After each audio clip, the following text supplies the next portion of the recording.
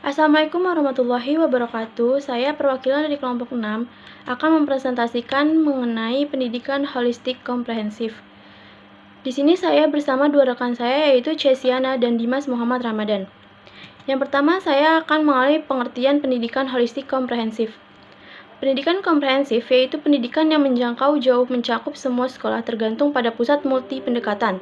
Misalnya pendekatan karakter, metodologi mental, bergairah, sosial, dunia lain, metodologi terdidik, dan lain-lain. Instruksi menyeluruh yang mencakup semua adalah pelatihan komprehensif yang terjadi di semua bagian segmen sekolah. Pendidikan holistik komprehensif ini juga dapat diartikan pendidikan yang bertolak belakang dari filsafat Tuhan, manusia, masyarakat, alam jagat raya, ilmu pengetahuan, dan akhlak mulia sehingga didasarkan pada nilai agama. Hasil kajian melalui semua aspek sehingga selanjutnya digunakan dalam merumuskan berbagai komponen pendidikan, yaitu visi, misi, tujuan, kurikulum, tenaga pendidikan, dan pendidikan, peserta didik, proses belajar mengajar, pembiayaan, sarana prasarana, pengelolaan lingkungan, dan kerjasama.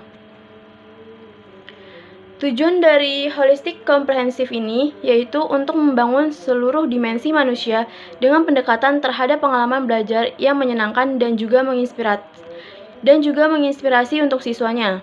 Guru akan memiliki pengetahuan praktis dan teoritis mengenai pendidikan yang patut dan menyenangkan, pembelajaran yang ramah, komunikasi efektif, kecerdasan emosi, hingga penerapan pendidikan 9 karakter secara eksplisit, yaitu mengetahui, merasakan, dan melakukan pembelajaran kooperatif, pembelajaran konstekstual, pembelajaran berbasis pertanyaan, kecerdasan majemuk, manajemen kelas efektif, pembelajaran siswa aktif, aplikasi modul pendidikan yang berbasis holistik berbasis karakter, aplikasi modul karakter di ruang kelas, teknik bercerita, kreatif, dan lain sebagainya.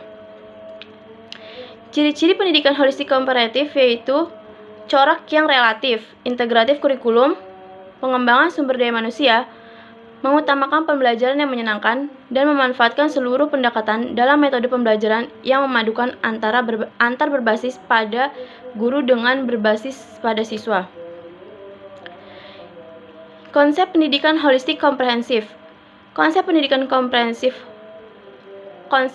holistik komprehensif dalam memaksimalkan aspek kreatif inovatif pendidikan, seperti adanya pada pembelajaran yang berbasis karakter yang bercorak relektif, mengintegrasikan, mengutamakan pembelajaran yang menyenangkan, mencerahkan dan aktif, menyempurnakan proses transformasi pendidikan, memfokuskan tujuan demi pendidikan masa depan, memberdayakan interaksi keilmuan yang dinamis, mempergunakan kemampuan dasar, mengolah pengalaman siswa, bercorak kontekstual, menumbuhkan spiritualitas anak, mewujudkan pribadi berintegritas, mengenalkan semi-holistik dalam penggalian metodologi pembelajaran. Sekian dari saya, akan dilanjutkan oleh Mas Dimas. Selanjutnya saya akan melanjutkan dari Mbak Syahidah. Konsep pendidikan holistik komprehensif memiliki banyak agenda yang perlu diselesaikan terlebih dahulu dengan menggunakan berbagai elemen yang terkait. Konsep pendidikan holistik komprehensif juga memerlukan berbagai aspek kajian yang menggunakan berbagai akar landasan yang sudah dipaparkan di atas. Dengan adanya landasan-landasan tersebut, mengharuskan adanya kerja keras dari berbagai pendidik khususnya yang berada di bidang kurikulum, proses belajar mengajar, manajemen sarana dan prasarana, dan pembiayaan.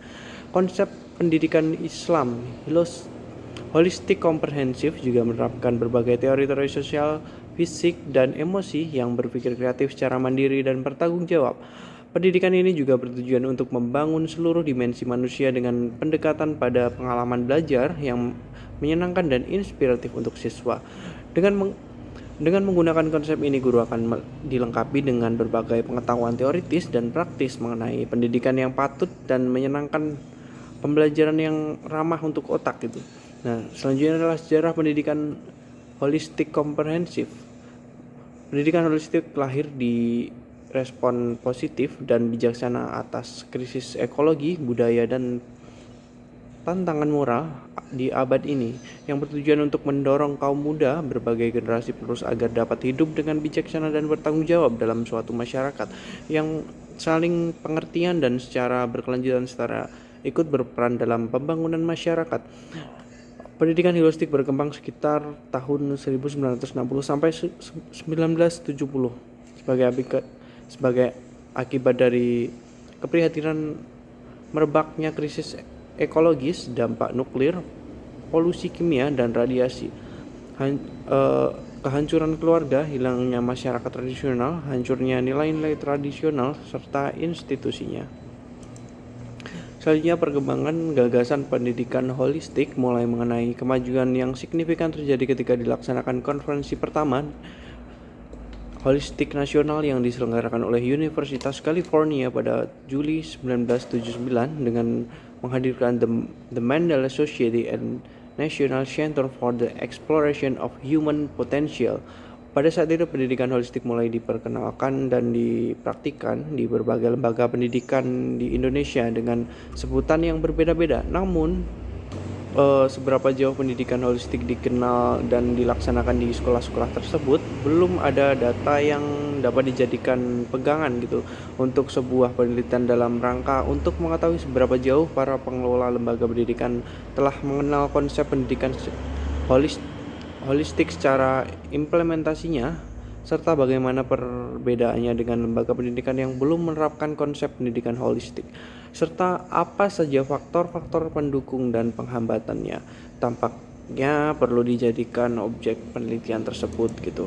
Nah, di Indonesia pendidikan holistik dikemukakan oleh Mahedi Mahzar dengan filsafat integralismenya.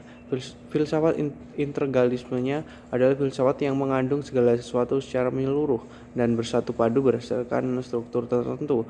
Dengan kata lain, baik sains, teknologi, seni maupun budaya dan agama harus dilihat satu kesatuan itu. Sekian dan terima kasih.